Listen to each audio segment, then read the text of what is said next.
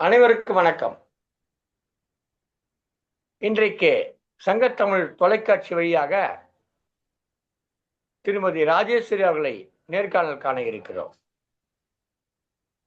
சிறந்த ஆசிரியராக பல்வேறு பணிகளை ஆற்றிக் கொண்டிருக்கிறார் திருமதி ராஜேஸ்வரி அவர்கள். அவருடைய சிறப்பான பணிகளை பாராட்டி அவரிடம் ஒரு நேர்காணல் காண இருக்கிறோம். வணக்கம் திருமதி ராஜேஸ்வரி அவர்களே.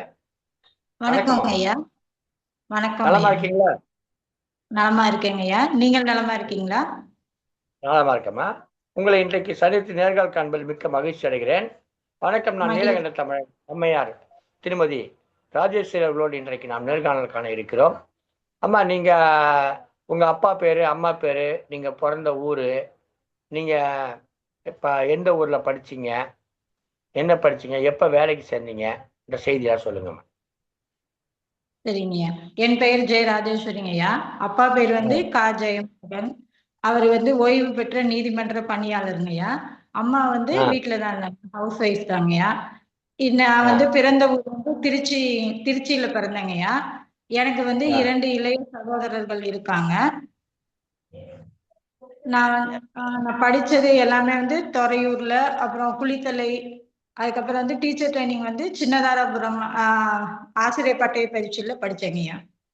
மகிழ்ச்சி. எத்தனாவது ஆண்டு நீங்க வந்து இந்த ஆசிரியர் பயிற்சி படிச்சு முடிச்சீங்க? 1996, 98 அந்த 2 வருடங்கள் படிச்சோங்கய்யா. 96ல இருந்து 98 வரைக்கும்யா.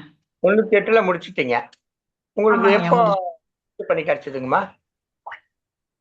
ஆசிரியர் பணி வந்து 2001 ஜனவரி இல்லைங்கய்யா. 2001 ஜனவரினா அப்ப கிட்டத்தட்ட 25 ஆண்டுகள் சற்ற குறைய முடிக்க போறீங்க. மகிழ்ச்சி. அதுக்கு முன்னாடி ஏதாவது தனியார் பள்ளி ஆசிரியரா வேலை செஞ்சீங்களா? அதற்கு முன்னாடி வந்து அரும்பாவூர் அப்படிங்கிற ஒரு ஊர்ல வந்து எலிமெண்டரி ஸ்கூல்ல வந்து அவங்க தலைமை ஆசிரியர் ஓய்வு பெற்றிருந்தாருங்கய்யா. அவருக்கு பதிலா ஒரு 4 மாசம் வந்து வேலை செஞ்சேங்கய்யா. தலைமை ஆசிரியர். ஆமாங்கய்யா. தலைமை ஆசிரியர் இருந்தீங்க. அதுக்கப்புறம் வந்துட்டு நீங்க அரசு பள்ளி ஆசிரியராக வந்தீங்க. மகிழ்ச்சிமா. முதல்ல இந்த ஆசிரியராக நீங்க போனீங்களா? பள்ளியில, அரசு பள்ளியில ஆசிரியரா போனீங்க இல்லைங்களா? அப்போ முதல் நாள் இந்த வகுப்பு எடுக்கிற போகும்போது உங்களுடைய மனநிலை எப்படி இருந்தது? உங்களுடைய உணர்வுகள் எப்படி இருந்தது? அதே மாதிரி வந்து எந்த வகுப்பு நீங்க எடுத்தீங்க முதல்ல? நீங்க எடுத்த முதல் வகுப்பு எது? நான் வந்து ஆசிரியர் பணி வந்து கிடைக்கும், அப்படி உடனே கிடைக்கும் அப்படிங்கிறது நாங்க யோசிக்கவே இல்லைங்க. திடீர்னு வந்து ஒரு நாள் நான் வந்து திருச்சியில இருந்தப்ப வந்து கூப்பிட்டாங்க. உங்களுக்கு வந்து பெரம்பலூர்ல இதுல வேலைவாய்ப்பு அலுவலகத்துல இருந்து கூப்பிட்டு இன்னைக்கு உங்களுக்கு இன்டர்வியூ வாங்க அப்படின்னு சொல்லி கூப்பிட்டாங்க. அப்ப அங்க இருந்து நாங்க வந்து அங்க ஆர்டர் வாங்கினோம். அவங்கள்ட்ட வாங்கிட்டு 22/1/2001 வந்து போய் பணியில வந்து சேர்ந்தேன். 6ஆம் வகுப்பு மாணவர்களுக்கு முதல்ல எடுத்தேங்கய்யா. ஓ, முதல்ல 6ஆம் வகுப்பு போயிட்டீங்க. ஆமா. நான் வந்து மேல்நிலை பள்ளியில வந்து இடைநிலை ஆசிரியரா பணி கிடைச்சதுங்கய்யா எனக்கு. என்ன ஒரு பேர் சொல்லுங்க? கொலக்கானத்தம் அரசு மேல்நிலை பள்ளிங்கய்யா. அது எந்த மாவட்டமா? அது பெரம்பலூர் மாவட்டங்கய்யா. பெரம்பலூர் மாவட்டம். முதல்ல பெரம்பலூர் மாவட்டத்துல பணிக்கு சேர்ந்திருக்கீங்க. அந்த முதல் நாள் இந்த மாணவர்களை பார்த்த உடனே உங்களுக்கு என்ன விதமான எண்ணங்கள், சிந்தனைகள் ஏற்பட்டது? இவ்வளவு நாள் நீங்க அதுக்கு முன்னாடி நீங்க ஒரு மாணவியா இருந்து படிச்சிருப்பீங்க. ஒரு பள்ளிக்கூடத்துல மாணவியா இருந்து படிச்சிருப்பீங்க. இன்னைக்கு வந்து ஒரு ஆசிரியரா போய் நிக்கிறீங்க. அப்ப நிறைய மாணவர்கள் உங்ககிட்ட முன்னாடி நிக்கிறாங்க. ஒரு புது அனுபவம் அது. அந்த அனுபவம் எப்படி? அன்றைய நாளினுடைய அந்த அனுபவத்தை சொல்லுங்க. வீட்டுக்கு வந்த உடனே சொல்லியிருப்பீங்க, மகிழ்ச்சியா பகிர்ந்துகிட்டு இருப்பீங்க, அதெல்லாம் சொல்லுங்கம்மா. நான் முதல் நாள் போறப்ப வந்து 6ஆம் வகுப்பு மாணவர்களுக்கு எடுத்தேங்கய்யா. அந்த வகுப்புல வந்து 50 பேர் இருந்தாங்க. வகுப்புல 50 மாணவர்கள் வந்து முதல்ல அவங்கள்ட்ட போய் பேசுறப்ப அது வந்து நம்ம ஆசிரியர் மாணவர்களா இருந்து படிச்சப்ப வந்து 2 வருடங்கள் நாங்க போயிருந்தோம் டீச்சிங் பிராக்டிஸ்க்கு. அப்பயும் மாணவர்கள்ட்ட 40 நாள் போவோம். அப்ப இருந்த மாணவர்களுக்கும் நம்மளே ஆசிரியரா போறது அப்படிங்கிறப்ப அந்த உணர்வு வந்து ரொம்பவும் சந்தோஷமா இருந்ததுங்கய்யா. மாணவர்கள் வந்து நல்லபடியா உருவாக்கணும் அப்படிங்கிற எண்ணம் அன்னையில இருந்து எனக்கு வந்ததுங்கய்யா. மகிழ்ச்சி. முதல் நாளே வந்து மாணவர்களை நல்ல விதமாக உருவாக்க வேண்டும் அந்த பொறுப்பு தான் உங்களுக்கு வழங்கப்பட்டிருக்குது. நல்ல விதமாக பாடம் ஆமாங்க. நடத்துவது அல்ல, நல்ல விதமாக மாணவர்களை உருவாக்குவது, ஒரு சமூக பொறுப்புள்ளவனாக உருவாக்குவது தான் ஒரு ஆசிரியருடைய கடமை. அந்த கடமையை அன்றைக்கே நீங்கள் எடுத்துக்கிட்டு இருக்கீங்க. இன்னைக்கு 25 வருடம் ஆகுது நீங்க பணிக்கு சேர்ந்து. ஆமாங்க. முதல் ஆமாங்க. ஆண்டுல உங்ககிட்ட படிச்ச பையன் இருக்கான் இல்லைங்களா, அவனுக்கு அப்பவே வந்து ஒரு 10, 11 வயசு இருக்கும். இப்ப அவனுக்கு வந்து ஆமாங்க. 36 வயசு இருக்கும். இப்ப அவனுக்கு இருக்குங்க. கல்யாணம் ஆயிட்டு இருக்கு. இன்னும் பெண்களா இருந்தா இன்னும் சீக்கிரமா திருமணம் ஆயிட்டு அவங்களுக்கு குழந்தைலாம் பொறந்து அவங்களே இன்னைக்கு வந்து ஒரு 6ஆம் வகுப்பு, 8ஆம் வகுப்பு படிக்கிற அளவுக்கு வாழ்ந்திருப்பாங்க. அந்த மாதிரி கண்டிப்பாங்க. மாணவர்கள் உங்ககிட்ட படிச்ச மாணவர்களுடைய பிள்ளைகள் யாராவது உங்ககிட்ட படிச்சிருக்காங்களா திருப்பி? இப்ப நாங்க இந்த பள்ளிக்கூடத்துக்கு போனோம் இல்லைங்கய்யா, சிறுநாவலூர்லயே ஆமா. நாங்க போய் 20 வருஷம் ஆகுதுங்கய்யா. அப்ப படிச்ச ஆ, மாணவர்களோட ஆன பிள்ளைகள் வந்து இப்ப படிக்கிறாங்க என்கிட்ட.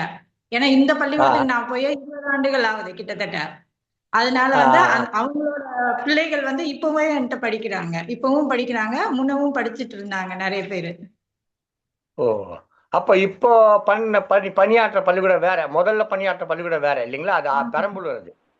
அங்க எத்தன ஆமாங்கய்யா. ஆண்டுகள் பணியாற்றினீங்க? அங்க வந்து முதல் பள்ளியில. கொலக்கானத்தம் மேல்நிலைப் பள்ளியில 1½ ஆண்டுகள் பணியாற்றினேங்கய்யா. அதுக்கப்புறம்? அதுக்கப்புறம் அதுக்கப்புறம் டி களத்தூர் அரசு உயர்நிலைப் பள்ளியில 4 வருடங்கள் பணியாற்றினேங்கய்யா. ஆ. அதுக்கப்புறம் இப்ப இருக்க பள்ளிக்கூடத்துல 20 ஆண்டுகள் நெருங்க போகுதுங்க. இங்க வந்து 20, 25 ஆண்டுகள் வருது. அப்பாடி! ஆமாங்கய்யா. மேலேயே வந்து 25 ஆண்டுகள் தாண்டியே வந்துருச்சு. சிறப்பு, சிறப்பும்மா. ஒரு 20 ஆண்டு காலம், 25 ஆண்டு காலம் ஆசிரியர் பணி, அதுல 20 ஆண்டு காலம் ஒரே பள்ளியில பணியாற்றிருக்கிறீங்க. மிகச் சிறப்பான ஒரு வாய்ப்பு இது. பொதுவா அடிக்கடி இடம் மாத்தி விட்டுடுவாங்க. அப்படிலாம் ஒரே ஆமா. பள்ளியில பண்றப்போ அந்த மக்கள், ஊர் மக்கள் எல்லாம் தெரிஞ்சிருக்கும். பெற்றோர்களோட ஒரு நல்ல ஒரு இணக்கமான ஒரு பழகுற வாய்ப்பு கிடைச்சிருக்கும். அதெல்லாம் சிறப்பான ஒரு ம். இது. இந்த மாணவர்கள்ல வந்து நல்லா படிக்கிற பசங்க ஒரு 10 பேர் இருப்பாங்க. ஒரு 5 பேர் இருப்பாங்க. சுமாரா படிக்கிற ம். பசங்கன்னு ஒரு 15 பேர் இருப்பாங்க. மிச்ச பசங்கலாம் சொல்லிக் குடுத்தா படிப்பாங்க. சில பேர் படிப்பே வராதுன்ற மாரி இருப்பாங்க. அவங்களுக்கு அக்கறையே இருக்காது. அவங்களுக்கு அந்த படிச்சு மேல வரணுன்ற எண்ணம் இருக்காது. பெற்றோர்களுக்கு கூட அது மாரியான சிந்தனைகள் இருக்காது. அது மாரி பிள்ளைகள நீங்க எப்படி கவனம் செலுத்தி அவங்கள படிக்க வைக்கிறது? அவங்களுக்கு அந்த படிப்புல ஆர்வத்த தூண்டுவது. நெறையா ப பெற்றோர்களே என்ன பண்ணுவாங்க, படிச்சா படிக்கிறான், படிச்சுட்டு ஏதோ படிச்சு முடிச்சானா, ஒரு வேலைக்கு போனானா, ஒரு கூலி வேலைக்கு போனா கூட போதும்னு நினைப்பாங்க அவங்க. அவங்களுக்கு அதுக்கு மேல தெரியாது. ரொம்ப ஏழ்மையில இருக்கவங்களுக்கு தன் மகன் கலெக்டர் ஆவான் என்கிற சிந்தனையே அவங்களுக்கு அதெல்லாம் நமக்கு கிடைக்காது. நமக்கு அதுக்கு சம்மந்தம் இல்ல அப்படின்னு நினைக்கிறது. சில மாணவர்கள் தான் அதுல ஊன்றி வர்றாங்க. அந்த மாரி மாணவர்கள எப்படி நீங்க ஆ இது பண்றீங்க? பயிற்சி குடுக்குறீங்க? இப்ப நல்லா படிக்கிற மாணவர்கள பத்தி நம்ம எப்பவுமே கவலைப்பட தேவையில்லைங்கய்யா. அவங்களே படிச்சுக்குவாங்க. இதே வந்து ம். நல்லா படிக்காத மாணவர்களுக்கு நான் தமிழாசிரியர் அப்படிங்கிறதுனால நான் படிப்போட முக்கியத்துவத்த தினம் தினம் சொல்லுவேன் அவங்களுக்கு. நான் ஆ, பாடம் நடத்துறப்ப வந்து கதைகள் கதைகள் மூலமா, இலக்கியங்கள் மூலமா தமிழ் மொழியோட இலக்கியங்கள் எப்படி இருக்கு, எல்லாரும் எப்படி கவிதைகள் எழுதியிருக்காங்க, எப்படி பேசணும், எப்படி கதைகள் கூறணும் அப்படிங்கிற மூலமா எல்லா மாணவர்களையுமே தினமுமே வந்து நான் படிக்க வைப்பேங்கய்யா. ஆ, நல்லா படிக்காத மாணவர்களுக்கு தான் அதிக கவனம் செலுத்துவேன். அவங்களோட ஆ. வாழ்க்கைக்கு வந்து அவங்களோட படிப்பு எவ்வளவு முக்கியம் அப்படிங்கிறத தினம் தினம் அவங்களுக்கு நான் வலியுறுத்துவேன். வழிபாட்டு கூடத்திலையும் என்னால முடிந்த அளவுக்கு அனைத்து மாணவர்களுக்குமே படிப்போட முக்கியத்துவத்த சொல்வேங்கய்யா. இல்ல பொதுவா நெறைய அறிவுரை சொன்னீங்கன்னா, பசங்களுக்கு ஒரு "டேய் டீச்சர் வராங்கடா, டேய் அட்வைஸரா" அப்படின்னுவாங்கல்ல. அந்த மாரிலாம் அனுபவம் உண்டுங்களா? அப்படிலாம் சொல்ல மாட்டாங்கய்யா. நம்ம எத்தன தடவ சொன்னாலும் அவங்க கேட்பாங்க. ஆ, கண்டிப்பா ஆ. கேட்பாங்க. கேட்டு வந்து ஆனா நடந்துக்கிறாங்களோ, நடந்துக்கலையோ அது அடுத்த விஷயங்கய்யா. ஆனா சொல்றத வந்து கவனிப்பாங்க. அப்போ ஒருத்தர் இப்ப 100 பேர் இருக்கிறப்ப நம்ம சொல்றோம் அப்படின்னா, ஒரு 4 பேர் திருந்தினாலும் நமக்கு அது வெற்றி தானங்கய்யா. இப்ப ஆமா. எல்லாரையுமே கண்டிப்பா. நான் சொல்றேன். எல்லாத்தையுமே படிக்க சொல்லுவோம். வகுப்புலயும் சொல்லுவேன். அப்ப ஒவ்வொருத்தரா கொஞ்சம் கொஞ்சமா படிக்க ஆரம்பிக்கிறாங்கய்யா. அவங்களே படிக்க ஆரம்பிக்கிறாங்க. அதுவும் நல்லா படிக்காத மாணவர்களுக்கு தான் தினம் தினம் வந்து நான் வந்து அட்வைஸ் சொல்லுவேங்கய்யா. இப்ப இருக்கிற திரு நாவலூரா பள்ளி பேரு? திருநாவலூர். ஆமாங்கய்யா. அது எந்த மாவட்டம் அது? அது திருச்சி மாவட்டங்கய்யா. திருச்சி மாவட்டம். திருச்சி மாவட்டத்துல ஆமாங்க. சிறுநாவலூர் அரசு உயர்நிலைப் ஆ, பள்ளிங்களா? ஆமாங்கய்யா. அரசு உயர்நிலைப் பள்ளியில இடைநிலை ஆசிரியரா இருக்கீங்க. ஆமாங்கய்யா. 6வது, 7வது, 8வது எடுப்பீங்களா? வேற என்ன வகுப்பு எடுப்பீங்களா? 6வது 7வது 2 வகுப்புங்கய்யா. ஓ, தமிழ் 2 வகுப்பு. ஆங்கிலம் எடுப்பேங்கய்யா 7வதுக்கு. 6வதுக்கு வந்து ஆ. தமிழ் எடுப்பேங்க. பிலிட் ஓ. முடிச்சதுனால தமிழ் வந்து அதிகமா எடுப்பேங்க. ஓ, ஆமா ஆமா. அதான் நீங்க இலக்கியத்தை பத்தி பேசுவேன்றீங்களா?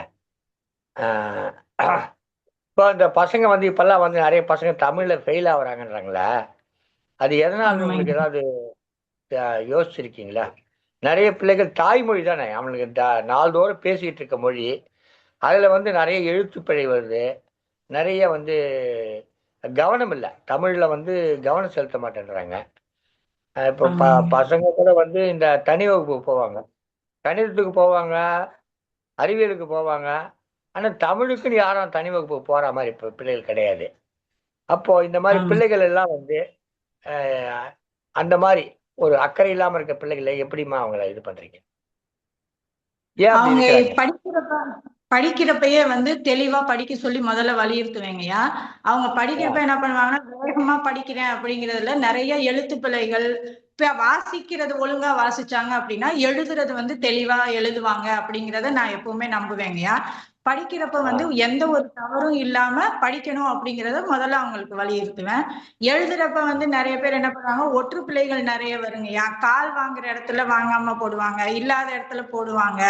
அந்த மாதிரி பிழைகள் வர்றப்ப மறுபடியும் மறுபடியும் திரும்ப திரும்ப திரும்ப அவங்களுக்கு வந்து எழுத வைப்பேங்கய்யா. தினம் தினம் எழுத வைப்பேன். அதன் மூலமா அவங்க கொஞ்சம் கொஞ்சமா வந்து மாறி எழுதுவாங்கங்க. சரியா? சரிங்கம்மா, அந்த மாணவர்கள் வந்து வர்றாங்க, பாடம் சொல்லி கொடுக்குறாங்க, படிக்கிறாங்க, மதிப்பெண் வாங்குறாங்க, பாஸ் ஆகி போயிடுறாங்க. நீங்க வந்து 6வது 7வது எடுக்கிறீங்க. அதுக்கப்புறம் 8, ஆமாங்க. 9, 10, 11, 12 எல்லாம் அவன் தாண்டி ஆகணும். இப்போ அவங்க வந்து வேற வேற ஆட்சியில் இருப்பாங்க.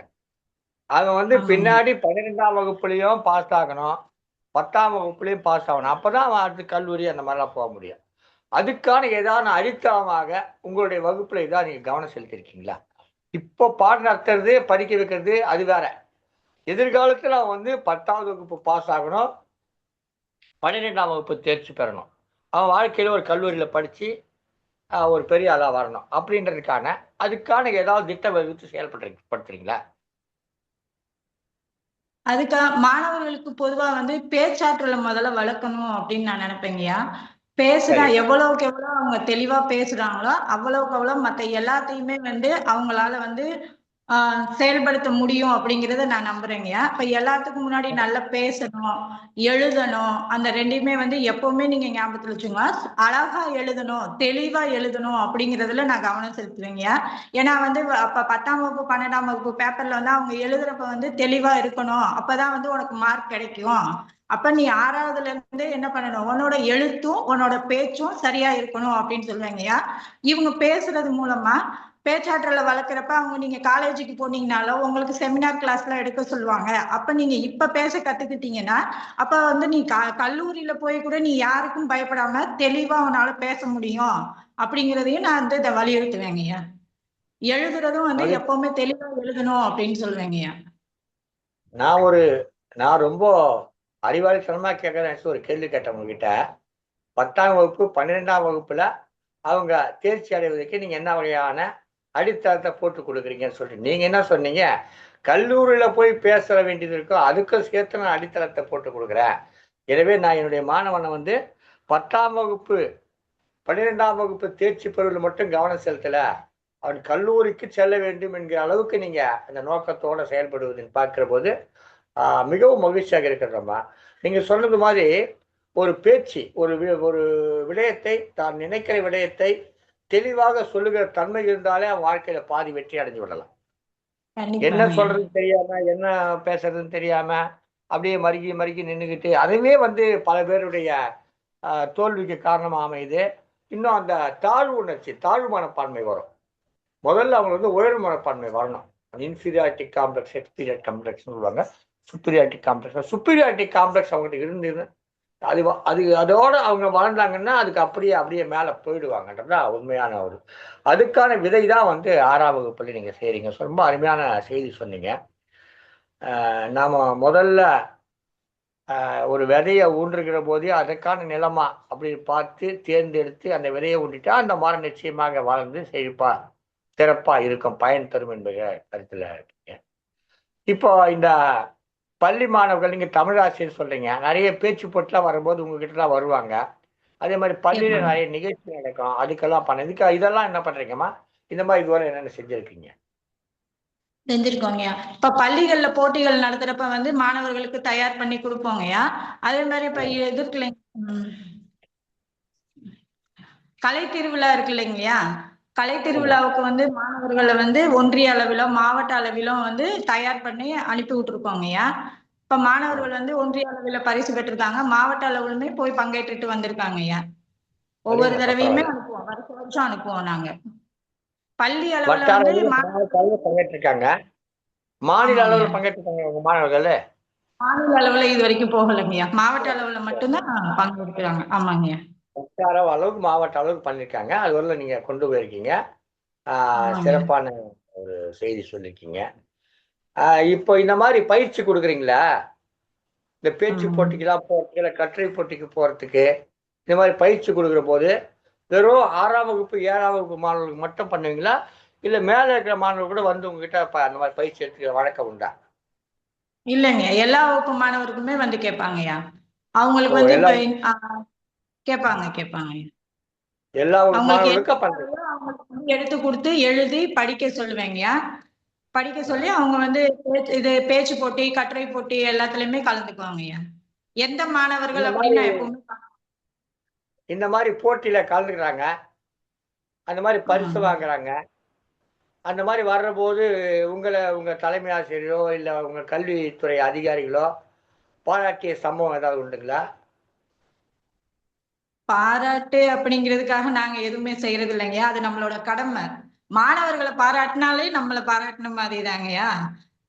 அவங்க மாணவர்கள் வந்து ஜெயிச்சு வந்து என்கிட்ட அந்த சர்டிபிகேட்டை காட்டுவாங்க. அப்பவே வந்து நான் வந்து என்னுடைய ஆசிரியர் பணியை நிறைவடைந்ததா நான் நினைப்பேங்கய்யா. தலைமை ஆசிரியரோ கல்வித்துறையோ பாராட்டணும் அப்படிங்கிறதுக்காக நம்ம எந்த வேலையுமே செய்யறது இல்லை. நம்மளோட கடமை வந்து மாணவர்களை உருவாக்குறது. அவங்க வெற்றி பெற்றாலே நம்ம வெற்றி பெற்றதா இருக்கட்டும் அப்படின்னு நான் எப்பவுமே நினைப்பேங்கய்யா. நீங்க நல்லா அழகா தெளிவா பேசுறீங்க. எந்த கேள்வி கேட்டாலும் தீர்க்கமா பதில் சொல்றீங்க, ரொம்ப மகிழ்ச்சியா இருக்குது உங்களை பார்க்குற போது.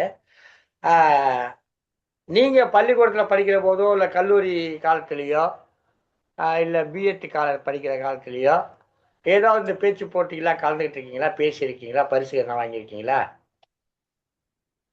அப்படி உங்களுக்கு அந்த நான் எதுவும் இல்லைங்க. அப்படி அதிகமா நான் வந்து பேச்சு போட்டியில கலந்துக்கிட்டதே கிடையாதுங்கய்யா.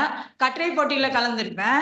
பேச்சு போட்டியில ஆ, பரிசு வாங்கினதா இல்ல. அதனாலதான் மாணவர்கள் வந்து நம்மள மாதிரி இருக்கக்கூடாது.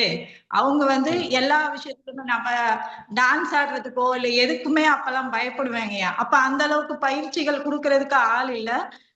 அப்போ நாங்க எல்லா விஷயத்துக்குமே பயந்துகிட்டு இருந்தோங்கய்யா. இப்ப மாணவர்கள் அப்படி இல்லைங்கய்யா. அவங்களுக்கு எல்லா விஷயங்களும் தெரியுது. நம்மளோட அவங்க அறிவாளியா இருக்காங்க. அப்படி இருக்கப்ப அவங்களுக்கு நம்ம கொஞ்சம் ஒரு சின்ன விதை மட்டும் நம்ம கொடுத்தா போதும், அதுங்க நல்லா பெருசா வந்துருவாங்க. இப்ப மாணவர்கள் பேசுறத பார்த்து நான் சந்தோஷப்படுறேங்கய்யா. அதுதான் வந்து நான் பேசினா கூட நான் இவ்வளவு சந்தோஷமா இருந்திருக்க மாட்டேன். அவங்க பேசுறது எனக்கு இன்னும் ரொம்ப சந்தோஷமா இருக்குங்க. ஆனா நான் எதுலயுமே இது வரைக்கும் கலந்துகிட்டது இல்லைங்க அதிகமா. சரி. நான் அந்த காலத்துல சொல்லுவேன், இப்பெல்லாம் ரேடியோ யாரும் பயன்படுத்துறது இல்ல. அந்த காலத்துல சொல்லுவேன், ஒரு மாணவர்கள் ரேடியோ மாதிரி எல்லா ஸ்டேஷனும் அவங்களுக்குள்ள இருக்குது. நாம சரியாக அந்த அந்த சரியா திருகி சரியான ஸ்டேஷன்ல வச்சாக்கா மிகச்சிறப்பா பண்ணுவாங்க அப்படி நான் சொல்லுவேன். அந்த காலத்துல ரேடியோ இருந்தபோது சொல்லுவேன். இப்போ ரேடியோலாம் யாரும் பயன்படுத்துறது இல்ல, எல்லாம் தொலைக்காட்சிக்கு போயிட்டாங்க. தொலைக்காட்சி கூட சரியான அந்த ஒரு சேனலை செலக்ட் பண்ணாக்கா அவங்க நல்லா தான் பண்றாங்க, அதை பார்க்கலாம். அந்த மாதிரி நம்ம மாணவர்களை சரியா டியூன் பண்ணணும், அதுதான். டியூன் பண்ணி விட்டு அவங்க அழகா பண்ணுவாங்க. நீங்க சொன்ன ஒரு அற்புதமான ஒரு செய்தி சொன்னீங்க. அவங்க இப்போலாம் ரொம்ப நல்லா அறிவாளியா இருக்கிறாங்க. ஆமா, உண்மை அதுதான். நாம நம்ம தலைமுறையில நாம அறிந்து கொண்டதை விட இந்த வருகிற தலைமை நிறைய செய்திகள் தெரியுது. ஏன்னா அவங்களுக்கு இப்ப இணையதளம்லாம் இருக்குது. அதை நாம சொல்றதுக்கு முன்னாடி அவனுக்கு தெரிஞ்சிருக்குது. நாம ஒரு செய்தி சொல்றதுக்கு முன்னாடி அவனுக்கு தெரிஞ்சிருக்கு அந்த செய்தி. அந்த அளவுக்கு அவங்க வேகமா இருக்காங்க. அந்த அறிவு வளர்ச்சி அந்த மாதிரி தான் இருக்கும். இந்த நீங்க இந்த மாதிரி ஏதாவது நிகழ்ச்சியில கலந்து சான்றிதழ்லாம் வாங்கியிருக்கீங்களாமா? அவ்வை உலக தமிழ் சாதனை சங்கமத்துல வந்து உலக சாதனை சான்றிதழ் வந்து 100 நிகழ்வுகள் 100 தலைப்புகள் அப்படிங்கிறதுல வந்து சான்றிதழ் ஒண்ணு வாங்கியிருக்காங்கய்யா. மகிழ்ச்சி, மகிழ்ச்சி. அப்புறம் உலக உத்தமர் காந்தியடிகள் வந்து 75வது நினைவு தினத்துல அவங்க தங்கத்தமிழ் இலக்கிய சான்று வந்து வாங்கியிருக்கேங்கய்யா. மகிழ்ச்சி மகிழ்ச்சி மகிழ்ச்சி. வேற ஏதாவது சான்றிதழ் இருக்குதா இப்ப கையில? வேற சான்றிதழ் இருக்குங்கய்யா, அது இப்ப கைவசம் இல்லைங்கய்யா. சரி சரி, மகிழ்ச்சி மகிழ்ச்சி மகிழ்ச்சி. நிறைய பண்ணிக்கிட்டு இருக்கீங்க. இப்போ உங்ககிட்ட படிச்ச மாணவர்கள்ல இப்போ பரவாயில்ல, இந்த இந்த பையன் வந்து டாக்டரா இருக்கா, இந்த பையன் பொறியியலாளர் இருக்கா, இந்த பையன் வழக்கறிஞரா இருக்கா, இல்லை ஒரு பெரிய நிறுவனத்தை நடத்திட்டு இருக்கா, ஒரு பெரிய நிறுவனத்தை பணியாற்றிட்டு இருக்கா, அந்த மாதிரிலாம் யாராவது மாணவர்கள் இருக்காங்களா? அவங்கள யாராவது சந்திச்சிருக்கீங்களா நீங்க? நிறைய மாணவர்கள் இருக்காங்கய்யா. அதுல ஒரு மாணவர் வந்து ஒரு நாள் நான் பேருந்துக்காக வெயிட் பண்ணிட்டு இருக்கிறப்ப ஒரு பையன் என்கிட்ட படிச்ச மாணவர், முன்னாள் மாணவர் வந்து கார்ல வந்து என்னை வந்து வீட்டுல வந்து விடுறேன் அப்படின்னு சொல்லி கூட்டிட்டு வந்தாங்கய்யா. அவரோட கார் வந்து 25 லட்சம் ரூபாய் காரு. அதுல வந்து என்னை முன்னாடி உட்கார வச்சு கூட்டிட்டு வந்தாங்க. அப்ப அவர் வரப்ப சொன்னாங்க, நான் 100 பேத்த வச்சு வேலை வாங்குறேன் அப்படின்னு சொன்னாங்க. அப்ப வந்து நம்ம கார் வாங்கினதோட அவன் கார் வாங்கினதுல எனக்கு அவ்வளவு ஒரு சந்தோஷம். அதோட நம்ம 100 பேத்த வச்சு நான் வேலை வாங்குறேன், வேலை கொடுக்குறேன் அப்படின்னு சொன்னப்ப இன்னும் சந்தோஷமா இருந்ததுங்கய்யா. உண்மைதான். வேலை வாய்ப்பை நோக்கி செல்லாமல் தானே வேலை வாய்ப்பை உருவாக்கி கொடுப்பவராக இருக்கிறவங்க தான் மிகச்சிறந்த பணி அது. இப்ப அந்த மாதிரி வேற மாணவர் சந்திச்சிருக்கீங்களா? சந்திச்சிருக்கேங்கய்யா. அப்ப ஒரு 6 மாசத்துக்கு முன்னாடி எஸ்பிஐல ஒரு நாளைக்கு பணம் எடுக்கிறதுக்காக நின்றுட்டு இருந்தேங்கய்யா. அப்ப ஒரு மாணவன் வந்தாங்க. அவங்க வந்து டி களத்தூர் அரசு உயர்நிலை பள்ளியில நான் அங்க வேலை செஞ்சப்ப படிச்சாங்க போல. அப்ப 20 வருஷத்துக்கு முன்னாடி படிச்சாங்கய்யா. எனக்கு யாருன்னு தெரியல. அந்த பையன் வேகமா வந்துட்டு வந்து உங்களை என்னால மறக்க முடியாது. நீங்க வந்து அப்ப எங்களை வந்து நல்லது பண்ணீங்க. நான் உங்ககிட்ட தான் படிச்சேன். நானும் என் தம்பியும் படிச்சோம் அப்படின்னு சொல்லி, நான் பேங்க்ல வேலை செய்யறேன், என் தம்பி ஒசூர்ல வேலை செய்யறாங்க அப்படின்னு சொல்லி அந்த பையன் என் கூட போட்டோ எல்லாம் எடுத்துக்கிட்டாங்க. அப்ப வந்து அவங்க சொன்ன ஒரு விஷயம் என்ன அப்படின்னா, இப்போ நீங்க மாணவர்களை அடிக்கிறீங்களா அப்படின்னு கேட்டாங்க. இப்ப வேலைக்கு சேர்ந்த புதுசுல நம்ம எல்லாத்தையுமே அடிச்சோம். எத்தனை 70 மாணவர்கள் இருப்பாங்க. ஏன் நான் களத்தூரில் போனப்ப அப்ப 70 மாணவர்களையும் ஒரு நாளைக்கு போனோம்னா அடிச்சுட்டு தான் அடுத்த வேலையே பார்ப்போம். அப்ப அந்த பையன் வந்து சொன்னாங்க, இப்ப நீங்க மாணவர்களை அடிக்கிறீங்களா அப்படின்னு கேட்டாங்க. இல்லப்பா இப்பெல்லாம் அடிக்க கூடாதுன்னு சொல்றாங்க அப்படின்னு சொன்னேன். அப்ப அந்த பையன் சொன்ன ஒரு விஷயம், நீங்க அடிக்கிறது மட்டும் எப்பவுமே நிறுத்தாதீங்க. போறப்ப அந்த பையன் வந்து இந்த வார்த்தை சொல்லிட்டு போனாங்க, மாணவர்களை அடிக்கிறது வந்து நீங்க எப்பவுமே நிறுத்தாதீங்க அப்படின்னு சொல்லிட்டு என் கூட வந்து அது போட்டோ எடுத்துட்டு போனாங்க ஐயா. அது எனக்கு ரொம்பவுமே நெகிழ்ச்சியா இருக்கு. மாணவர்களை அடிக்கிறதுனால அது அவங்க திருந்துவாங்க. நாங்களும் ஒரு கதை ஒண்ணு படிச்சேன். ஒரு பள்ளிக்கூடத்துல ஒரு ஆசிரியர் ஒரு மாணவரை அடிச்சிடுறாரு, திட்டிடுறாரு, அடிச்சிடுறாரு. உடனே எல்லாம் சொல்றாங்க, ஏங்க அந்த பையனை போய் இது பண்ணிட்டீங்க, அவங்க அப்பா வந்து பெரிய வஸ்தாது, அவர் ஊரறிஞ்ச ஒரு ரவுடி, எல்லாம் ரோட்ல வச்சு அடிப்பாரு, இருந்தாலும் அந்த ஆளு போய் பண்ணிட்டீங்களாங்க, இன்னைக்கு உங்களுக்கு நேரம் சரியில்லை அப்படின்றாங்க. அப்போ அந்த அவர் வர்றாரு, வந்து வந்த உடனே எல்லாரும் அது ஒண்ணும் இல்லைங்க விடுங்க, இல்லை இல்லை நான் அந்த வாத்தியாரை பார்க்கணும், வேற ஒண்ணும் இல்லை அப்படி சொல்றாரு. அப்புறம் அந்த ஆசிரியர்கிட்ட போய் பார்க்கறாரு. பார்த்த உடனே ஐயா என் பையனை அடிச்சுனா, இல்லை அவன் வந்து நான் அடிக்கிறவன் கிடையாது, அவன் கொஞ்சம் தப்பு செஞ்சா அதான் அடிச்சேன் அப்படி இழுப்பாரு அவரு. இல்லை இல்லை நல்லா அடிங்க ஐயா, எங்க அப்பா பெரிய பணக்காரரு, என்ன அடிச்சு என்ன இந்த ஆசிரியர் அடிக்கல, ஏன்னா எங்க அப்பா பெரிய பணக்காரன் அடிக்காத விட்டுட்டாங்க, அதனால நான் இன்னைக்கு குட்டி சோறா போய் எல்லா சொத்தையும் இழந்துட்டு ரொம்ப சாதாரணமான ஒரு கெட்ட பேரோட வாழ்ந்துகிட்டு இருக்கேன். என் பையன் தயவு செஞ்சு நீங்க அடிங்க, அடிச்சு திருத்துங்க, என்ன மாதிரி அவன் ஆயிடக்கூடாது, உங்களை மாதிரி அவன் வரணும் அப்படின்னு சொல்லிட்டு ஒரு கதை ஒண்ணு படித்தேன். அதில் ஆசிரியர் அடித்தல் என்பது வந்து அது தற்கொலைமேன் ஜலநாதன் எழுதின கதை அது. ஆசிரியர் அடித்தல் என்பது வந்து அது அவனை திருத்துவதற்காகத்தான். அப்ப அவனுக்கு தெரியாம இருக்கான், ஆனா அவன் வாங்கின ஒவ்வொரு அடியும் தான் அவனுக்கு வாழ்க்கையில உயர்வதற்கான ஒவ்வொரு படி என்பதை பிற்காலத்தில் அவங்க உணர்ந்து கொள்வார்கள். ஆனா இன்னைக்கு சட்டங்கள் வேற மாதிரி இருக்குது. அது வந்து நாம் அதை பற்றி இப்ப விவாதிக்க முடியாது இந்த இடத்துல. என்றாலும் இந்த ஆசிரியர் வர்ற போது இந்த கண்டிப்பு இல்லாம எதுவுமே செய்யாம வந்து ஒரு மாணவனை எப்படி கல்வி கற்பிக்க முடியும் நம்புறீங்களா? அதுவும் செய்யலாங்கய்யா. ஆனா வந்து எல்லா நேரத்துலயுமே அது கொஞ்சம் கஷ்டமா தான் இருக்குங்கய்யா. ஆனா தினமும் சொல்றதை கேட்கிற பிள்ளைங்க இருக்காங்க. ஆறாம் வகுப்பு மாணவர்கள் வந்து ரொம்ப சின்னவங்க இல்லைங்களா, அவங்கள வந்து எடுத்தோன்னே அடிச்சா அவன் நம்ம ஸ்கூலுக்கு வர்றதுக்கே பயப்படுறாங்க. அதனால அவங்கள ஆஹ் நான் வந்து அதிகமா அடிக்கிறது இல்லைங்கய்யா. சொன்னாலே கேட்பாங்க. கேட்கிற அளவுக்கு இப்ப மாணவர்கள் இருக்காங்க. ஏன்னா கொஞ்சம் அமைதியா இருக்க மாட்டாங்க. அது அவங்க சின்ன பிள்ளைங்கள 5வது வரைக்கும் படிச்சுட்டு வர்றதுனால கொஞ்சம் அமைதிப்படுத்துறது ஒரு 2, 3 மாசம் ஆகுங்கய்யா. நம்ம பள்ளிக்கூடத்துக்கு அவங்கள வந்து தயார்படுத்துறதுக்கு.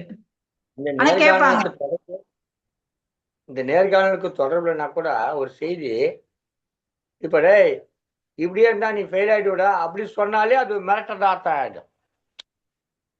என்னை ஆசிரியர் மிரட்டினார்னு அவன் புகார் சொல்லலாம். அப்ப அடிப்பதோ, திட்டுவதோ, மிரட்டுவதோ கூடாதுன்னா அப்ப இப்படிதான் சொல்லுவேன். டேய் நீ இப்படியே இருந்தா கூட நல்லா பாஸ் ஆயிடுவ சொல்ல முடியாதுல்ல. அதுக்கு ஆமா. நடைமுறை சாத்தியம் கிடையாது. இப்போ சிலவற்றை நாம வந்து செய்துதான் ஆக வேண்டியது இருக்கு.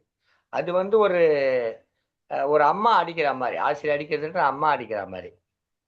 நாங்க கூட இந்த நேர்காணல் தொடர்ந்து செஞ்சுகிட்டு இருக்கோம். நெறைய பேர் பெண்கள் தான் வர்றாங்க. அவங்க தான் வந்து இந்த மாரி எல்லாம் பேசுறாங்க. நல்ல விடயங்கள சொல்றாங்க. அந்த மாணவருடைய நலன்ல அக்கறை கொண்டவர்களாக இருக்கிறாங்க. கிட்டத்தட்ட ஒரு தாய் மாதிரி இருந்து அத பண்றாங்க.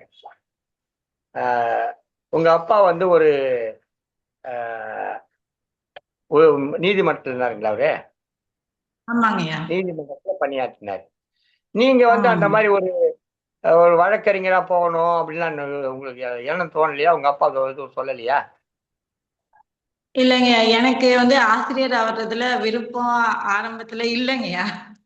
ஆ, உண்மையதான் சொல்ல. நான் வந்து காமர்ஸ் குரூப் படிச்சதுனால பிகாம் படிச்சு நான் வந்து ஆபீஸ் ஒர்க் தான் போகிற மாதிரி இருந்ததுங்கய்யா. ஆனா ஆ. வந்து அப்பா இதுல சேர்த்து விட்டாங்க. சேர்த்து விட்டதுனால படிச்சேன். படிச்சு அப்புறம் ஆசிரியர் ஆனதுக்கப்புறம் இதுதான் நம்மளோட வாழ்க்கை, இதுதான் நம்மளோட பணி அப்படின்னு முடிவு பண்ணிட்டு அதுல வந்து நான் வந்து என்னால எவ்வளவு சிறப்பா செய்ய முடியுமோ அவ்வளவு செய்யலாம் அப்படின்னு இருந்தேன். அதுல ஈடுபாடு வந்துருச்சு. ஆமாங்க. அதுல ஈடுபாடு வந்து அந்த ஈடுபாட்ட காட்டுறீங்க. ஆமாங்க. இந்த எந்த பள்ளி வேலைனாலும் நம்ம வேலை செஞ்சுதானங்க ஆகப் போறோம். அது இந்த வேலையா செஞ்சுட்டு போகலாம் அப்படிங்கிற மாதிரி இருக்குங்க. உங்க பள்ளியில இந்த மன்றங்கள்லாம் இருக்குல்ல. என்எஸ்எஸ், ஆமாங்க. சாரணர் இயக்கம், இந்த திருக்குறள் பேரவை இருக்கு, சுற்றுச்சூழலுக்கான அமைப்புகள் இருக்கு. இந்த மாரி பள்ளிகள் ஆமாங்க. நெறைய அமைப்புகள் இருக்கும். நீங்க அதுல எதுலயாவது ஈடுபாடு காட்டுறீங்களா? அதாவது பொறுப்பேற்று செயல்பட்டுட்டு இருக்கீங்களா? சுற்றுச்சூழல் மன்றத்துல பொறுப்பெடுத்து செயல்படுறேங்கய்யா. ம். பள்ளிக்கூடத்துல வந்து மரக்கன்றுகள் நடுவோங்கய்யா. அப்புறம் மாணவர்களுக்கு வந்து பள்ளி கல்வித்துறை மூலமா குடுக்குறாங்க இல்லைங்கய்யா மரக்கன்றுகள். அதெல்லாம் அவங்க வீடுகளுக்கு வந்து குடுத்து அதெல்லாமே வளர்த்து பராமரிக்க சொல்லுவோங்கய்யா. சிறப்பு, சிறப்பு. இப்ப அந்த மாரி ஊன்றப்பட்ட ஒரு கன்று, மரக்கன்று, இன்னைக்கு பெருசா வளர்ந்திருக்குமா? பல ஆண்டுகள்ல. வளர்ந்துருக்குங்கய்யா. கண்டிப்பா வளர்ந்து மாணவர்களுக்கு வந்து குடுத்துக்கிட்டே தாங்க இருக்கோம். அவங்க வீடுகள்லயோ எல்லாமே வளர்க்குறோம் அப்படின்னு சொல்லுவாங்கய்யா. பள்ளிக்கூடத்துலயும் நாங்க மரக்கன்றுகள் நடத்தி எங்க பள்ளியில ஏற்கனவே நிறைய மரங்கள் இருக்குங்கய்யா. ம். சுற்றுச்சூழல் வேற ஏதாவது பொறுப்பேற்று செஞ்சுட்டு இருக்கீங்களா? இது தவிர சுற்றுச்சூழல் மன்றம் மட்டும்தாங்கய்யா. சுற்றுச்சூழல் மன்றம். ஆமாங்கய்யா. திருக்குறள் மத்த எல்லாத்துக்கும் மன்ற பொறுப்பாளர்கள் இருக்காங்கய்யா. திருக்குறள் பயிற்றுவித்தல் அந்த மாதிரி ஏதாவது பண்றீங்களா? திருக்குறள் பயிற்றுவித்தல் வந்து தமிழையா இருக்காங்கய்யா. நான் வந்து 6ஆம் வகுப்பு 7ஆம் வகுப்பு மாணவர்களுக்கு திருக்குறள் வந்து படிக்க சொல்லி எப்பவுமே சொல்லுவேங்க. மகிழ்ச்சி. இப்போ வந்து இந்த திருக்குறள் 1330 திருக்குறள மனனம் செய்கிற மாணவர்களுக்கு வந்து அரசு வந்து நிதி உதவியும் சான்றிதழும் கொடுக்குது. அது மாதிரி ஆமா. உங்க இந்த உங்க பணிக்காலத்தையாவது பசங்க பண்ணியிருக்காங்களா? அதுக்கான ஈடுபாடு காமிச்சிருக்கீங்களா நீங்க? அவங்க காட்டியிருக்காங்களா? நான் வந்து ஈடுபாடு காட்டினேங்கய்யா. மாணவர்கள் வந்து ஒரு ஒரு சில மாணவர்கள் ரொம்பவுமே அறிவாளியா இருக்காங்க. அவங்கள்ட்ட 1330 குறளும் படிங்க, படிச்சு வந்து சொல்லுங்க அப்படின்னு சொன்னேன். ஆ, மாணவர்களோட ஈடுபாடு வந்து கொஞ்சம் குறைவா தான் இருக்குங்கய்யா. ஈடுபாடு குறைவா இருக்கு. நான் இன்னும் வந்து ஆனா கொஞ்சம் படிக்க சொல்லி சொல்லியிருந்தேங்கய்யா. புத்தகமும் குடுத்திருந்தேன் மாணவர்களுக்கு. அவங்க ஆ, வந்து ஆ. அவங்களோட ஈடுபாடு வந்து அதுல இல்ல அப்படிங்கிறப்ப ஒண்ணும் பண்ண முடியலைங்கய்யா.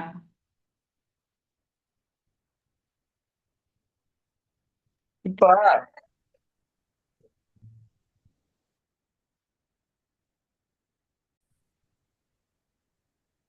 இப்ப இந்த ஆசிரியர் பணியில ஏற்கனவே நீங்க வந்து ஒரு 25 ஆண்டுகளுக்கு மேல பணியாற்றிருக்கீங்க. ஆமாங்க. நீங்க 25 ஆண்டுகளுக்கு முன்பு பார்த்த மாணவர்களுக்கும், இப்போது இருக்க மாணவர்களுக்கும் வித்தியாசம் இருக்கும். இந்த மாணவர்களுக்கு கண்டிப்பா. இந்த காலத்து மாணவர்களுக்கு என்ன சொல்ல விரும்புறீங்க? இப்ப இந்த காலத்து மாணவர்களுக்கு வந்து எல்லா விஷயங்களுமே அவங்களே கத்துக்கணும்னு நினைக்கிறாங்கய்யா. ஆனா வந்து படிப்பை மட்டும் நம்ம தான் கத்து தரணும், நம்ம சொன்னதை மட்டும் படிச்சுக்கிட்டா போதும் அப்படிங்கிற மாதிரி நினைக்கிறாங்க. படிப்பை வந்து வெளியில தேடணும். இப்ப அந்த செல்போன்ல வந்து மற்ற விஷயங்களை பாக்குறதுக்கு பதிலா படிப்பையும் சேர்த்து அவங்களுக்கு தேவையானதை மட்டும் படிச்சு அந்த இதுல செல்போன்ல பாத்துக்கிட்டா நல்லது. அப்ப நிறைய விஷயங்கள் வந்து படிப்பு சம்பந்தமா தெரிஞ்சுக்கணும், அறிவை வந்து நிறைய வளர்த்துக்கணும் அப்படின்னு நான் வந்து மாணவர்கள்ட்ட கேட்டுக்கிறேங்க. இந்த கல்வி வாழ்வில் நல்லா ஈடுபாடு உண்டா உங்களுக்கு? உங்க மாணவர்கள் ஈடுபடுறாங்களா? கல்வி வார விழால வந்து இப்ப முத்தமிழ் மன்றங்கள் வந்து நடத்துவாங்கய்யா. ஆனா கல்வி வார விழால வந்து மாணவர்கள் இது வரைக்கும் பங்கு பெறலைங்கய்யா. மகிழ்ச்சி. நிறைய மாணவர்கள் ஆனா அந்த தொடக்கப்பள்ளி மாணவர்கள் நிறைய பேர் பங்கேற்காங்க கல்வி வானொலியில. ஒரு உயர்நிலை பள்ளி கொஞ்சம் குறைச்சலா இருக்கலாம். இப்போ வந்து இது வரல ஒரு 25 ஆண்டு காலம் அனுபவம், 1/4 நூற்றாண்டு முடிஞ்சிருச்சு. இன்னும் எவ்வளவு நாள் இருக்குமா உங்களுக்கு பணிக்காலம்? எவ்வளவு நாள் இருக்கு? இன்னொரு 14 ஆண்டுகள் இருக்குங்க. அப்போ 39 வரல பணியாற்றுவீங்க? ஆமாங்க, 2039 வரைக்கும் பணியாற்றுவேங்க. பணி வாய்ப்பு இருக்கு. மகிழ்ச்சி மகிழ்ச்சி மகிழ்ச்சி. இப்ப வந்து இந்த மாணவர்களை பற்றி நினைக்கிறீங்க, இன்னும் எதிர்காலத்துல மாணவர்கள் எப்படி இருப்பாங்க? இப்பவே மாணவர்களை பற்றி நிறைய குறை சொல்றாங்க நிறைய பேரு. அந்த மாதிரி பண்றான், இந்த மாதிரி பண்றான், கேட்க மாட்டேன்றான், சட்டை பண்ண மாட்டேன்றான்லாம் சொல்றாங்க. எதிர்காலத்துல மாணவர்கள் எப்படி இருப்பாங்க? அதை எப்படி ஆசிரியர் சமாளிக்க வேண்டியது இருக்கும்? இப்ப நிறைய வந்து கல்வியில வந்து மாற்றங்கள் வந்துருச்சு. அதாவது வந்து முன்னாடி வந்து கற்பித்தல் இருந்தது, இப்போ வந்து காட்சிகள் மூலமாக கற்பித்தல். காட்சிகள் மூலமாக கற்பித்தல். இது வந்து இந்த வசதிகள் இல்லை. அப்போ வந்து கரும்பலகை தான் ஒரே காட்சி. இப்ப கரும்பலகையில எழுதி காட்டணும், கரும்பலகையில படம் வரைஞ்சி காட்டணும். இதுதான் அவங்களுக்கு கற்பித்தல் முறையா. ஆனா இப்போ வந்து அதெல்லாம் காட்சிகளா வந்துருச்சு, காட்சிகள் முறை வந்துருச்சு. இப்ப நிறைய பள்ளிகள் ஸ்மார்ட் கிளாஸஸ்லாம் வந்துருச்சு. அந்த மாதிரி எதிர்காலத்துல பாத்தீங்கன்னா நீங்க இன்னொரு 14 வருஷத்துல பாத்தீங்கன்னா வகுப்பறை நிலைமையா மாறிட்டு இருக்கும். ஒட்டுமொத்தமா வந்து காணொலி மூலமாவே வகுப்பு நடத்துறதுன்ற மாதிரி வந்துடும். டீச்சருக்கு போனாக்கா ஒரு ஆன் பண்ற பட்டன் ஆன் பண்ற வேலை மட்டும்தான் இருக்கும்ன்ற வந்துடும். அப்போ அந்த மாணவர்களை வந்து எங்கேயோ இருந்து யாரோ கொடுக்கக்கூடிய காணொலிகளே வழிநடத்தி கொண்டிருக்கோம். அப்போ ஆசிரியருடைய தன்மையை எப்படி நிலைநிறுத்தணும்னு நினைக்கிறீங்க? அதாவது கல்வி என்பது வேறு, அதை படிக்கிறதுக்கு அவன் பள்ளிக்கூடத்துக்கு வரணும்னு அவசியம் கிடையாது. அந்த காணொலி வீட்டிலேயே பார்த்துக்கலாம். இந்த யூடியூப்லயே பார்த்து சமையல் பண்ற மாதிரி அது. ஆனா ஒழுக்கம் என்பது வேறு. என்னதான் நீங்க யூடியூப் பார்த்து சமையல் பண்ணா சுவையா வரணும், அது உங்களோட தனித்திறன். அப்ப அந்த ஒழுக்கம் என்பது நீங்க அதை நிலைநாட்டணும். அதுதான் வந்து ஒரு மனிதனின் சமூகத்துல ஒரு சிறந்தவனாக வர்றதுதான் முக்கியம். அதுக்காக தான் பள்ளிக்கூடம்னு வச்சிருக்காங்க. அப்போ இந்த மாணவர்களுக்கு இந்த ஒழுக்க அடிப்படையில இப்ப நீங்க பண்றத எதிர்காலத்து எப்படி பண்ணலாம்னு நினைக்கிறீங்க? என்னென்ன மாதிரி செஞ்சா நல்லா இருக்கும்? அப்படிதான் உங்களுக்கு ஏதாவது கருத்துக்கள் இருக்கா? அதெல்லாம் சொல்லுங்க.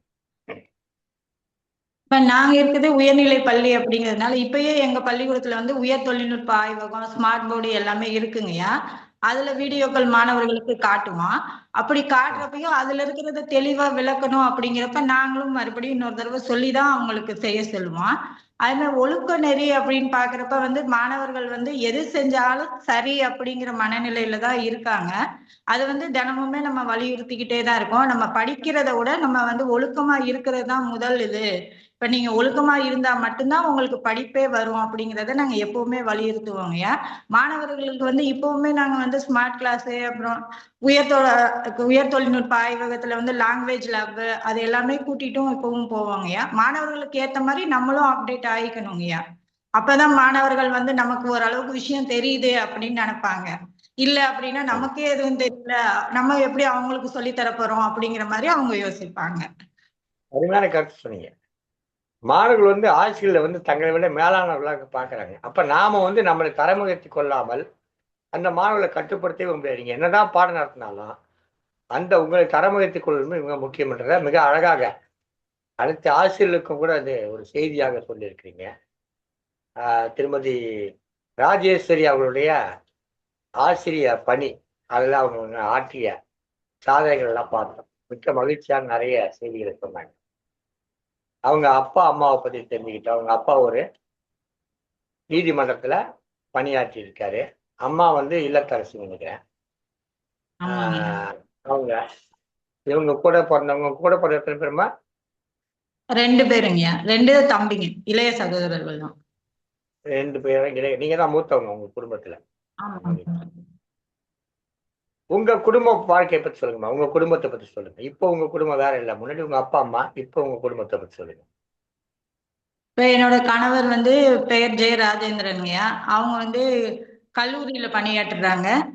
என்னோட பொண்ணுங்க வந்து பெரிய பொண்ணு வந்து 2 பெண் குழந்தைகள்ங்கய்யா எனக்கு. பெரிய பொண்ணு வந்து பிடெக் முடிச்சுட்டு சென்னையில வந்து வேலை செய்றாங்கய்யா. சின்ன பொண்ணு வந்து ஆ. 12ஆம் வகுப்பு படிக்கிறாங்கய்யா.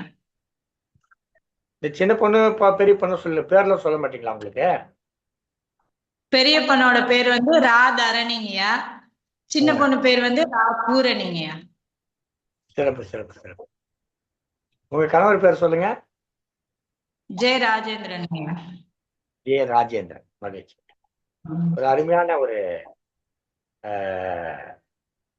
2 பிள்ளைகள், கணவர், ஒரு சின்ன குடும்பம், ஒரு நல்ல அப்பா அம்மா, நல்ல வளர்ப்பு, இதெல்லாம் வந்து ஒரு மிகச்சிறந்த ஆசிரியர் நமக்கு கொடுத்திருக்கிறது.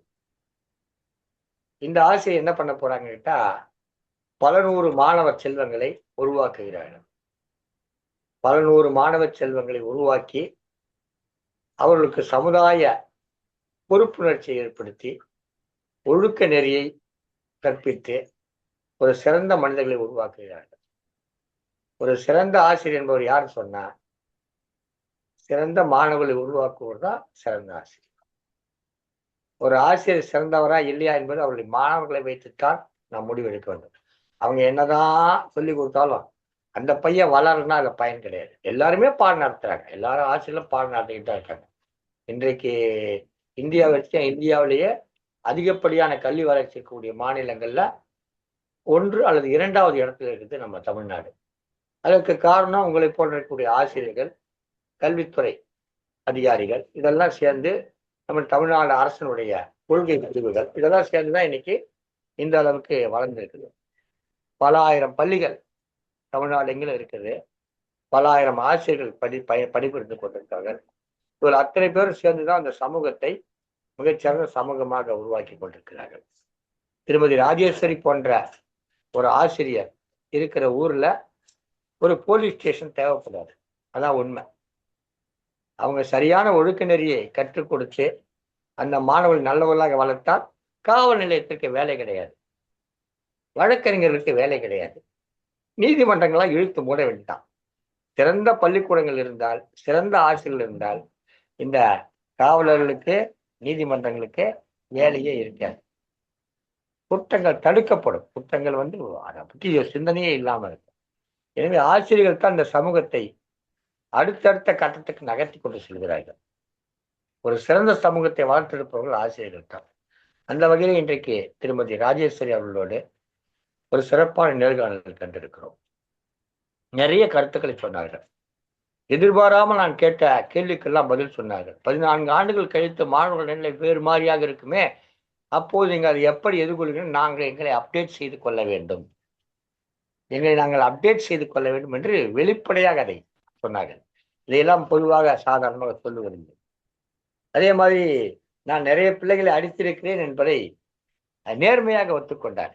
நேர்மையாக ஒத்துக்கொண்டார். அந்த மாணவர் அடிக்கிறீங்களாமான்னு கேட்டால் இல்லப்பா இப்ப நான் அடிக்கிறது இல்லை சொன்னப்போ, இல்லை நீங்க அடிங்க டீச்சர் என்று சொன்னதை அழகாக சொன்னார்.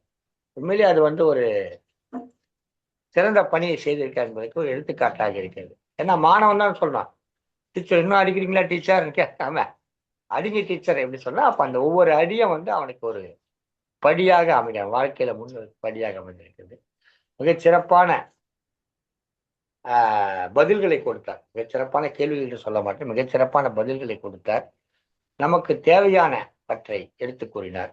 இது போன்ற ஆசிரியர் நாம் வாழ்க்கையில் சந்திக்கிற போது மிக்க மகிழ்ச்சியாக இருக்கிறது. எந்த கேள்வி கேட்டாலும் அதற்கு ஒரு புன்னகையோடு, எந்த கேள்விக்கும் புன்னகைதான் முதல் பதிலாக இருக்குது. அப்புறம் தான் அது பதில். முதலில் புன்னகை, பிறகு பதில் என்ற அடிப்படையில் அவங்க தன்னுடைய ஆசிரியர் பயண இந்த நிகழ்வுகளை எல்லாம் எடுத்து சொன்னாங்க. ஒரே ஒரு கேள்வியோடு கேட்டு நிகழ்ச்சி நாம் நிறைவு செய்ய இருக்கோம். இந்த பள்ளி வாழ்க்கையில உங்களுக்கு மறக்க முடியாத நிகழ்ச்சி அது? நிறைய நிகழ்ச்சிகள் இருக்குங்கய்யா. இப்ப சொல்லுங்க. இப்ப ஞாபகத்துல இருக்கிற ஒண்ணே ஒண்ணு மட்டும் சொல்றேங்கய்யா. நான் வந்து செப்டம்பர் 4ஆம் தேதி வந்து ஒரு பையன் வந்து வகுப்பறையில வந்து நான் கேட்ட கேள்விக்கு பதில் சொல்லலைங்கய்யா. நான் கேள்வி கேட்டுட்டு இருந்தேன், அவன் வாயே திறக்காம இருந்தான். வாயை திறக்காம இருந்ததுக்கு அவனை நான் அடிச்சிட்டேன். அடிச்ச உடனே அடுத்த நாள் வந்து ஆசிரியர் தினங்கய்யா.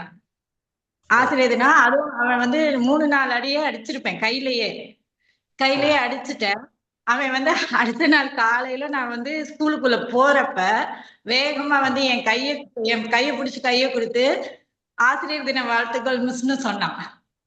என்னால வந்து அன்னைக்கு நான் வந்து ரொம்பவுமே மன வருத்தத்துல இருந்தேன். நாள் அவனை அழிச்சுட்டேங்கிறதுல வீட்டுக்கு வந்து ரொம்ப வருத்தப்பட்டேன். ஆனா அடுத்த நாள் காலையில அதே மாணவன் வந்து நான் உள்ள நுழைஞ்சோடனே ஆசிரியர் தின வாழ்த்துக்கள் அப்படின்னு சொன்னா, அப்ப எனக்கு ரொம்பவுமே நெகிழ்ச்சியா இருந்ததுங்க. நம்ம அவனை அடிச்சிட்டோம் அப்படிங்கிறத கூட அவன் அதை யோசிக்காம, அதுவும் 1-2 அடி இல்லைங்க, கொஞ்சம் வேகமாவே அடிச்சுட்டேன். அடிச்சு நான் வருத்தப்பட்டுட்டு அடுத்த நாள் காலையில அவனை போய் நம்ம எப்படி பார்க்க போறோம் அப்படின்னு நினைச்சுக்கிட்டு போறப்ப அவன் அதை யோசிக்காம வேகமா வந்து கை கொடுத்தான். அதுக்கப்புறம் அவன் வந்து பிரேயர்லயோ இல்ல எல்லா இடத்துலயுமே பேசுறதுக்கோ படிக்கிறதுக்கோ இப்ப தனியா மைமிங்கே தனியா பண்ணினாங்கய்யா. வகுப்பறையில பேச யோசிச்ச அந்த பையன் தனியா வந்து எல்லாத்துக்கும் முன்னாடி மேடையில வந்து அவன் வந்து தனிநபர் நடிப்பே செஞ்சான். அப்ப வந்து எனக்கு அப்ப அடிச்சது வந்து இப்ப அவன் வந்து நல்லபடியா எல்லாமே செய்யறானே அப்படிங்கிறப்ப நிஜமே ரொம்ப சந்தோஷமா இருந்ததுங்கய்யா. இது உங்க வாழ்க்கையில மறக்க முடியாத நிகழ்ச்சி. ஆமாங்க, இது இப்ப நடந்ததுனால ஞாபகத்துக்கு இருக்கு. தமிழ் ஆசிரியர் தினம் நடத்துகிற ஒரு திருக்குறளை அவன் நடத்தியிருக்கான். தமிழ் ஆசிரியர் இன்னா செய்தாரே ஒருத்தல் அவர் நான் நன்னயம் செய்து விடுன்ற திருக்குறளை தமிழ் ஆசிரியருக்கு அவன் நடத்தியிருக்கான். அது மாணவன் ஆசிரியருக்கு நடத்திய பாடம். சிறப்பு சிறப்பு சிறப்பு. ஒரு அருமையான ஒரு நேர்காணல் கண்டோம். மகிழ்ச்சியாக அம்மையாரோடு இருந்து பேசிய இந்த சில மணித்துளிகள் என்பது மிகுந்த மகிழ்ச்சியாக இருக்கிறது, மகிழ்ச்சியை அளிக்கிறது. அம்மையாருடைய சிறப்பான பணி 25 ஆண்டுகள், இன்னும் ஒரு 14 ஆண்டுகள், சற்றேறக்குறைய ஒரு 40 ஆண்டுகள் என்பது வாழ்நாளின் ஒரு பெரும்பகுதி ஆசிரியராக வாழ்ந்து கொண்டிருக்கிறார். அது ஒரு சிறப்பான ஒரு செயல். அம்மையாரை போல நிறைய ஆசிரியர் நாம் தொடர்ந்து இந்த சங்கத்தமிழ் தொலைக்காட்சி வழியாகவும் தமிழொலி வானொலி வழியாகவும் அறிமுகம் செய்து கொண்டிருக்கிறோம். இத்தகைய அறிமுகங்களின் மூலமாக கல்வித்துறையிலே மேலும் பல மலர்ச்சிகள் வர வேண்டும், மேலும் பல புதிய முயற்சிகள் மலர வேண்டும் என்பதற்காகத்தான் இது செஞ்சுக்கிட்டு இருக்கோம். தொடர்ந்து நாம் அடுத்தடுத்து பல ஆசிரியர்களை நேர்காணல் காண இருக்கிறோம். இப்போது இந்த நிகழ்ச்சியை பார்த்து கொண்டிருக்கிற சங்கத்தமிழ் தொலைக்காட்சி வழியாக பார்த்து கொண்டிருக்கிற மற்றும் தமிழொலி வானொலியிலே கேட்டுக்கொண்டிருக்கிற அத்தனை தமிழ் உள்ளங்களுக்கும் நம்முடைய நன்றி கலந்த வணக்கத்தை தெரிவித்துக் கொள்கிறோம்.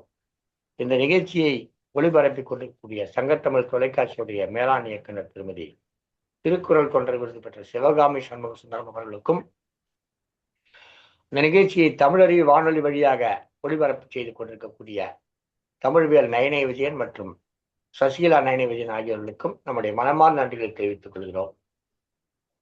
இந்த அம்மையார் தமிழ்நாட்டினுடைய ஏதோ ஒரு மூலையில் ஒரு ஆசிரியராக பணியாற்றி கொண்டிருக்கிறார். நான் ஏதோ ஒரு மூலையில் இருக்கிறேன்.